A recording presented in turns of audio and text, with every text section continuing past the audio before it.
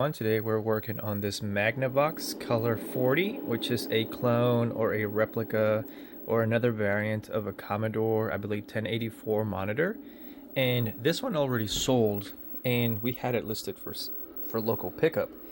But because, as I always preach, you want to do due diligence, and this was sitting in the store for a couple of months.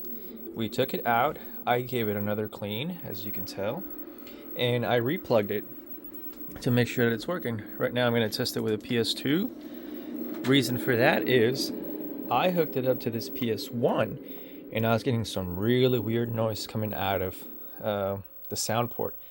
And so I was like, oh no, am I about to have to cancel this order? Am I going to have to give this person a bad news or anything? Well, turns out that it was this guy.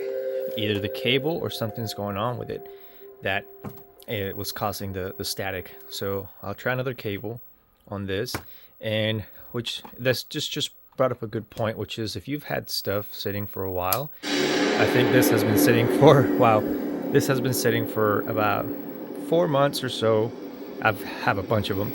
Then you want to do audits and you want to do checks, make sure everything's still good. But anyway, let's verify this guy's still good.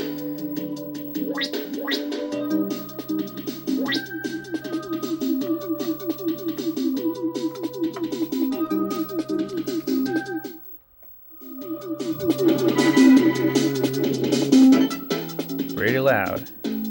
And this only has one speaker on the inside, if I remember correctly. Look at that green. Pretty cool. Okay, well, it's a short one for today. Just want to remind everybody to do due diligence. Check everything before it goes out. Check everything before you list it. Clean it. This here was noted in the listing right here.